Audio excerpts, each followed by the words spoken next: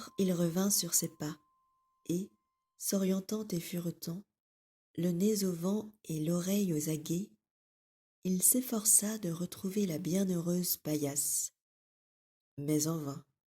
Ce n'était qu'intersection de maisons, cul-de-sac, patte-doie, au milieu desquels il hésitait et doutait sans cesse, plus empêché et plus englué dans cet enchevêtrement de ruelles noires qu'il ne l'eût été dans le dédalus même de l'hôtel des Tournelles.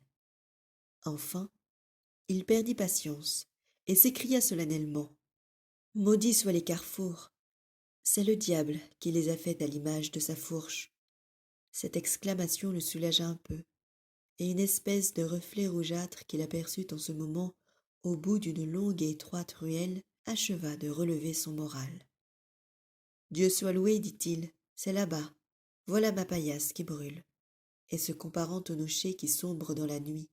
« Salvé, ajouta-t-il pieusement, salvé, Mariste est là. » Adressait-il ce fragment de litanie à la Sainte Vierge ou à la paillasse? C'est ce que nous ignorons parfaitement.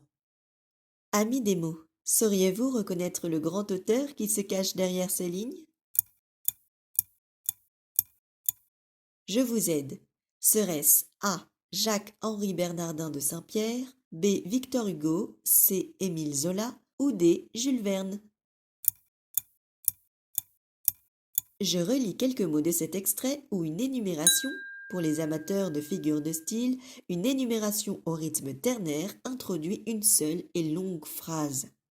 Ce n'était qu'intersection de maisons, cul-de-sac, patte-doie, au milieu desquels il hésitait et doutait sans cesse, plus empêché et plus englué dans cet enchevêtrement de ruelles noires qu'il ne l'eût été dans le dédalus même de l'hôtel des Tournelles.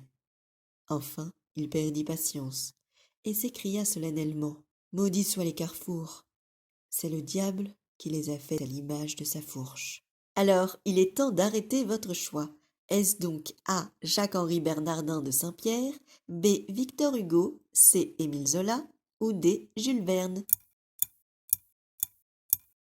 Eh bien, il s'agit d'un extrait tiré de Notre-Dame de Paris, publié en 1842. L'auteur n'est autre que B. Victor Hugo, bien entendu. Dans cet extrait, le narrateur suit le poète Gringoire dans les dédales de Paris. Toujours là pour jouer avec la littérature? Tant mieux, car c'est notre instant quiz. Qu'appelle-t-on un trimètre romantique? A. Un sonnet qui se finit par 3 tercets au lieu de 2. B. Un tercet en rime croisée.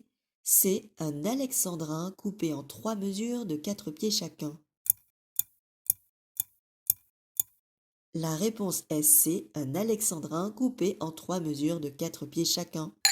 De quelle pièce de Jean Racine le célèbre vers « Pour qui sont ces serpents qui sifflent sur vos têtes » est-il extrait? A. Andromaque, B. Phèdre, C. Bajazet. La réponse est A. Andromaque. Les Illuminations est-il un recueil écrit par A. Charles Baudelaire, B. Paul Verlaine, C. Arthur Rimbaud? La réponse est C. Arthur Rimbaud. C'était Camille pour Papyrus Univers, un nouveau podcast dans quelques jours. Je vous laisse en musique. And sunny, you smiled at me and really eased the pain. And now the dark days are gone and the bright days are here. My sunny one shines so sincere and sunny one so true.